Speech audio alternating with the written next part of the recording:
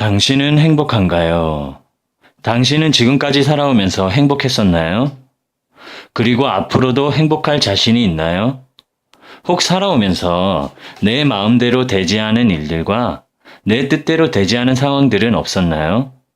정도의 차이는 있겠지만 대다수의 사람들은 뜻대로 되지 않아 많은 상처를 안고 살아가거나 그러한 시간을 지나왔을 것입니다.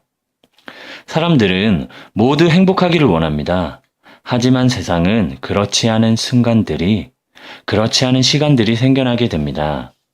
혹시 정말 운이 좋아 여태껏 그렇게 큰 어려움 없이 잘 지내왔다 하더라도 사람은 누구나 자신의 힘으로는 절대 해결할 수 없는 한 가지 이상의 문제를 맞이하게 됩니다. 바로 죽음입니다. 죽음이라는 문제를 해결하셨나요? 모든 사람들은 자신의 힘으로는 어쩔 수 없는 죽음 앞에 서게 됩니다. 그리고 심판을 받을 것입니다.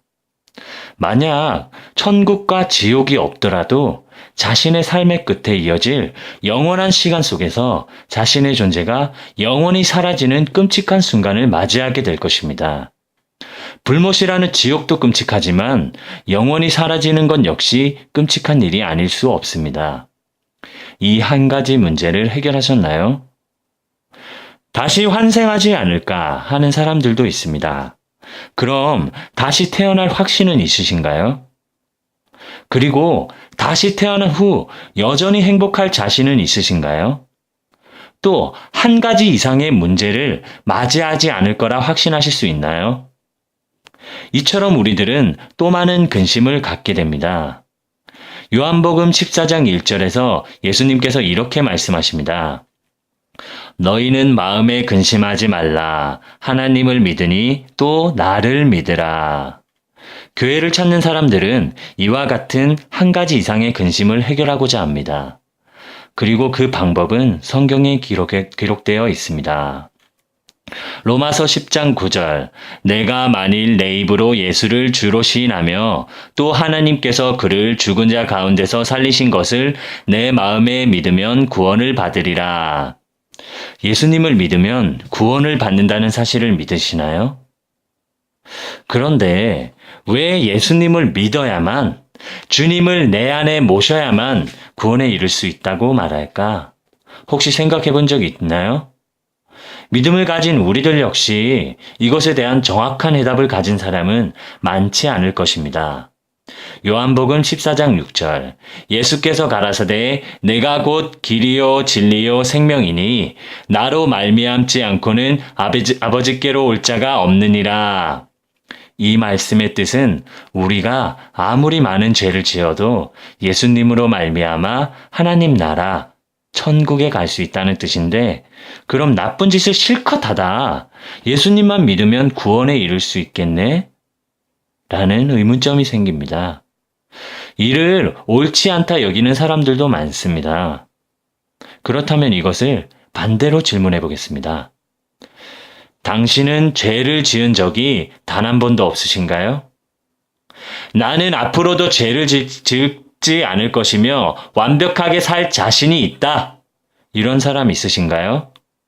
그리고 어떠한 상황에서도 이 정도의 크기의 죄를 지으면 천국에 갈 수는 없다. 또는 한 번 죄를 지으면 그것을 뉘우치더라도 천국에 갈 기회를 주어선 안 된다. 혹시 이러한 하나님을 원하세요? 저는 죄가 많아서 그리고 앞으로 살아가면서 허다한 죄를 짓게 될 것이라 생각하기에 이러한 두려운 하나님을 원치 않습니다. 내가 어떤 죄를 짓던 내가 어떤 좋지 않은 상황과 마주하더라도 내가 회개하여 나에게 구원에 이를 수 있는 기회를 주는 것이 낫지 않을까요? 왜 선하고 의로운 자가 아니라 믿는 자일까? 만약 구원의 기준이 선함으로 정한다면 상대적일 수는 있지만 죄를 짓는 어른이 되기 전에 순수한 어린 시절에 다 죽어야겠죠. 그리고 성숙한 때를 고려한다면 대부분 나이가 많을수록 그러할 텐데, 그럼 사고로 일찍 죽는 사람들은? 순수한 시절도 지나고 성숙한 때에 이르지 못한 사람은 무조건 지옥에 가야 하나요? 이러한 것을 떠나서 이처럼 구원의 기준 선을 긋게 된다면 자연히 모든 사람이 다 구원에 이르는 것은 아니다 라는 결론이 됩니다. 다시 말해 누군가는 선하지 못한 기준에 의해 구원에 이를 수 없다는 뜻이 됩니다. 그것을 원하시나요? 그럼 왜 믿는 자일까? 이 세상 모든 사람들은 완전한 상태가 될 수는 없습니다. 다시 말해 허다한 실수와 잘못을 저지르며 살아갑니다. 그리고 이를 완전히 극복하거나 해탈한 채 생을 마감하는 것은 매우 어려운 일입니다. 그래서 하나님께서는 우리를 선하고 바른 길로 인도하신다는 것입니다. 이는 반드시 우리 스스로가 노력해서 선한 사람이 되는 것보다 더 나은 결과를 낳을 것입니다. 교회를 다니는 모든 사람이 선하진 않지만 적지 않은 사람들이 바른 길로 인도되곤 합니다. 그런데 바른 길로 인도되기 위해선 신뢰, 즉 하나님에 대한 믿음이 필요하지 않을까요? 하나님께서 인도하시는 대로 따라가야 선한 사람이 되지 않겠어요? 하나님 자신을 믿지 않는 사람을 어떻게 인도하죠? 이사야 43장 7절 내 이름으로 불려지는 모든 자 곧 내가 내 영광을 위하여 창조한 자를 오게 하라. 그를 내가 지었고 그를 내가 만들었느니라. 창조주 하나님께서 불렀는데 대답이 없는데? 분명 바른 길로 인도하시는데 딴 길로 가는데? 분명 옳지 않다 말씀하셨는데 죄를 짓는 것이 우리들의 모습입니다. 그렇게 우리는 하나님께서 선하고 바른 길로 인도하심을 무시한 채 살아왔습니다. 사무엘하 7장 14절 나는 그에게 아버지가 되고 그는 내게 아들이 되리니 그가 만일 죄를 범하면 내가 사람의 매와 인생의 채찍으로 징계하려니와. 하나님께서는 나단을 통해 다윗에게 하신 말씀처럼 사랑의 매도 드시는 분이십니다.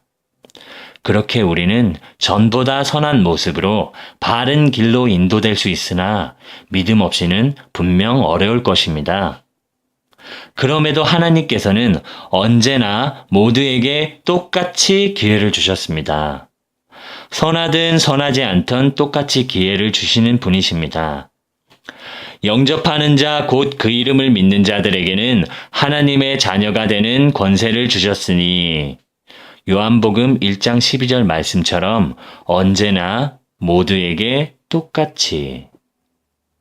이렇게 구원의 기준은 가장 탁월한 것입니다. 이러한 주님의 말씀이 많은 사람들에게 전해졌지만 아직 시편 14장 1절 말씀과 같이 어리석은 자는 그 마음에 이르기를 하나님이 없다 하는도다 라고 생각하는 사람들이 많습니다. 당신은 그런 어리석은 자로 남지 않았으면 합니다. 어떻게? 먼저 죄를 고백하는 것입니다. 입으로 말하지 않아도 좋으니 가능한 많이 생각나는 모든 죄를 머릿속에 떠올리고 그 순간들을 떠올려 보세요. 부모님에게 잘못한 때, 선생님에게 잘못한 때, 친구들에게 잘못한 때, 그리고 말과 행동으로 잘못한 것뿐 아니라 속으로 완악한 생각을 했던 때를 떠올려 보세요. 지금 떠올린 그 모습들이 지금까지의 당신의 모습이었습니다. 이전에도 많은 사람들이 죄를 지으며 살아왔지만 우리의 죄의 문제를 해결하시기 위해서 예수님께서 십자가에서 죽으셨습니다.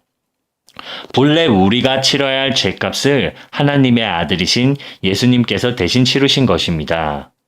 그래서 우리는 모든 죄의 값이 치러졌고 우리는 용서를 받았습니다. 그럼 이제 우리가 죄인됨을 고백하고 예수님을 믿음으로 영접하시길 바랍니다. 마지막 질문입니다. 예수님을 믿으며 하나님께 기도드릴 준비가 되었나요? 기도하겠습니다. 사랑의 예수님, 나는 죄인입니다. 인생이 어디에서 와서 무엇을 하다가 어디로 가는지 알지 못하고 방황하며 살아왔습니다. 지금 마음의 문을 열고 예수님을 구주로 영접합니다. 저를 하나님의 자녀 삼아 주시고 지금부터 천국 가는 그날까지 인도하여 주옵소서. 예수님의 이름으로 기도드립니다. 아멘.